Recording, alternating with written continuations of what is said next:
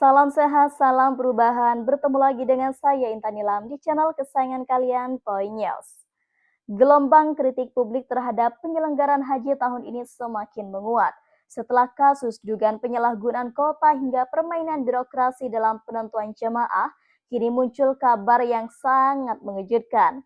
Kerabat dekat hingga tukang pijat pejabat Kementerian Agama Kemenag disebut ikut berangkat haji Furoda dengan memanfaatkan fasilitas negara. Informasi ini pertama kali disuarakan oleh Masyarakat Anti Korupsi Indonesia atau MAKI melalui sejumlah pernyataan publik. Maki menegaskan adanya indikasi bahwa fasilitas negara yang semestinya hanya diperuntukkan bagi kepentingan resmi justru digunakan untuk memfasilitasi keberangkatan orang-orang di lingkaran pribadi pejabat Kemenak. Bahkan, laporan ini juga dikonfirmasi oleh pemberitaan inilah.com yang menuliskan bahwa kerabat hingga tukang pijat pejabat Kemenak naik haji furoda dengan fasilitas negara. Dugaan gratifikasi diduga istri-istri pejabat berangkat dengan haji furoda, tapi di sana kemudian mendapatkan fasilitas dari negara yaitu untuk akomodasinya. Ada foto-fotonya gitu saya serahkan ke sana. Tapi mohon maaf belum bisa saya share karena itu biarlah menjadi konsumsi KPK. Koordinator MAKI Boyamin Saiman menegaskan bahwa jika kabar ini benar, maka kasus tersebut mencerminkan pola lama penyalahgunaan fasilitas negara demi kepentingan pribadi pejabat. Menurutnya praktik ini bukan sekedar pelanggaran etika tetapi juga masuk kategori penyalahgunaan jabatan.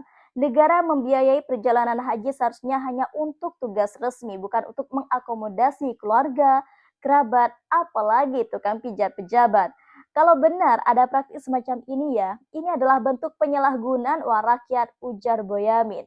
Maki juga mendesak Komisi Pemberantasan Korupsi KPK untuk turun tangan mengusut praktik yang disebutnya sebagai tradisi buruk dalam penyelenggaraan haji. Kota Haji Furoda adalah jalur khusus yang tidak melalui antrian reguler, melainkan undangan langsung dari pemerintah Arab Saudi. Yang meski jalur ini sah secara hukum, transparansi penggunaannya di Indonesia sering dipertanyakan. Ya, menurutnya data Kemenak seharusnya jalur Furoda ini dikelola dengan mekanisme khusus oleh penyelenggaraan ibadah haji khusus atau PIHK.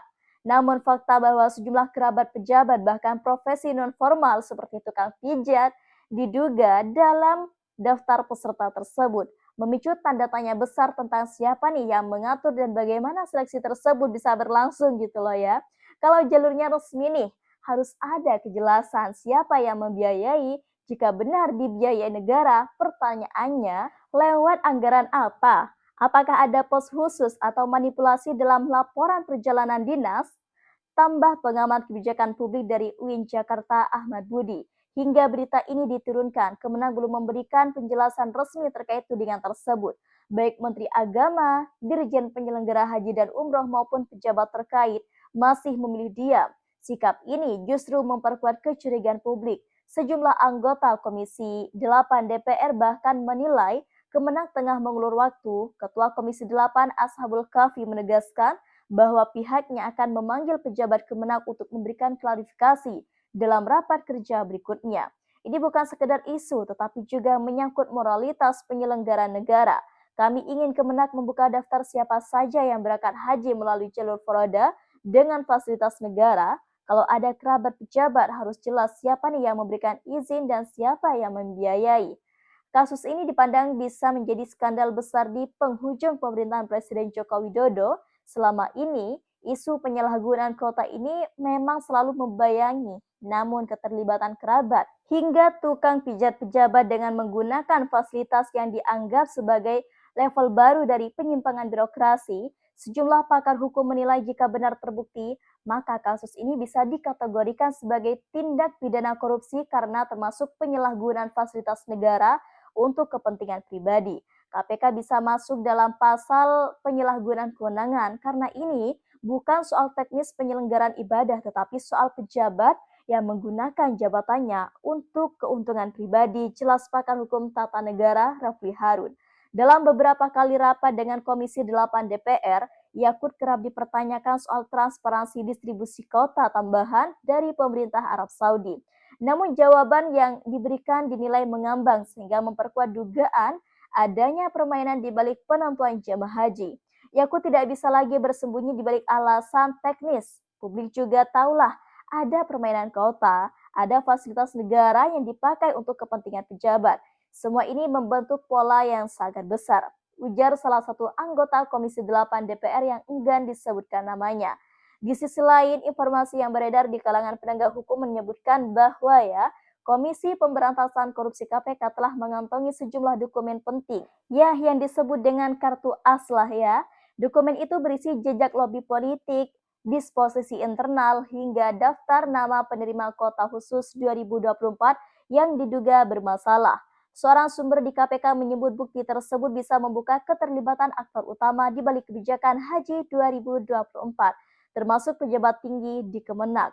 Kalau kartu ini dibuka, akan kelihatan siapa yang sebenarnya mengatur kota, siapa yang dapat jatah, dan bagaimana mekanisme pembagiannya.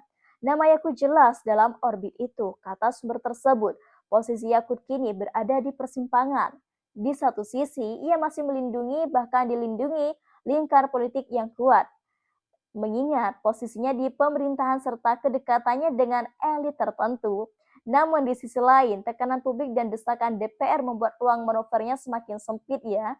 KPK disebut tengah mempertimbangkan langkah hukum yang lebih tegas. Jika penyidik terkait kota haji 2024 terus mengerucut, bukan tidak mungkin status Yakut sebagai saksi dapat berubah menjadi tersangka. Ini bukan sekedar soal kerabat dan tukang pijat naik haji gratis.